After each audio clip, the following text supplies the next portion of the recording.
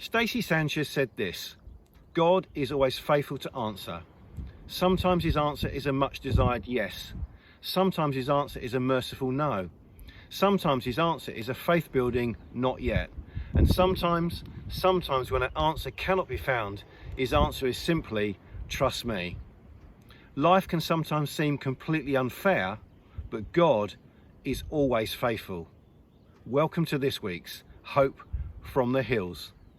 The Bible says this: if we are faithless, he remains faithful, for he cannot deny himself. That's 2 Timothy chapter 2 and verse 13.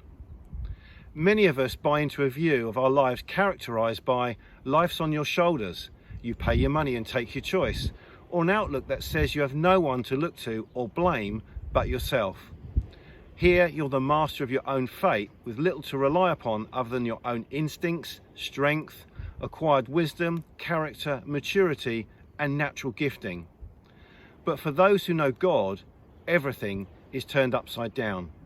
When he is the center of your life, you are the recipient of forgiveness, new life, a place in eternity, and in this life you are welcomed into a radical way of living. With God, life is not just submitting to his moral code, it's about God himself making a covenant and committing himself to be faithful to you forever, whilst unleashing his wisdom, power and grace for your present and eternal good. The very one who created and controls the world has chosen, because of his grace, to wrap his arms of faithful love and protection around us so that we can take life off of our shoulders because God has placed it upon his. It does matter how you choose to live, but your security is not found in your own faithfulness, it's found in his. Let us hold fast to the confession of our hope without wavering, for he who has promised is faithful. That's Hebrews chapter 10 and verse 23. God is faithful. He will be faithful and good when we are not, and he can be trusted in every season of the soul. He will always do what is right and best when we have freely chosen a different path, and he is faithful to forgive when grace reveals how unfaithful we have become. In short, when we begin to understand the freedoms that God's unmerited faithfulness brings, it changes our perspectives, motivations and self-centered agendas from the notion and belief that we have a license to do whatever we want or desire.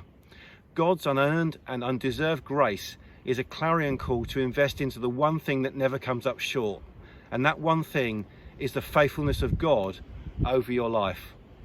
When you are satisfied with the giver of life, there is a blessed release and discovery that what you have found in him is the very life you have always been searching for, free from the voracious and insatiable quest for satisfaction that is the incarcerating and discouraging existence for so many people. In this life, the pain and hardship we feel through some seasons will never be wasted if we choose to surrender ourselves to the God who is faithful. Times of adversity and difficulty will always be redeemed by God, who faithfully walks every step of the journey with us.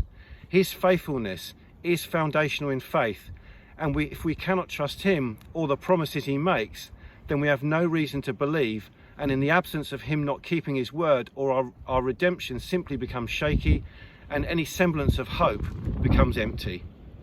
But if God does fulfill all that he's promised, our faith in him is meaningful, our salvation's assured, and our eternal destiny is secure. Out of his faithfulness, we have all received grace in place of grace already given. That's John chapter 1 and verse 16. When we stop and be still and find our rest in him, then our own hearts will find security, rest and peace.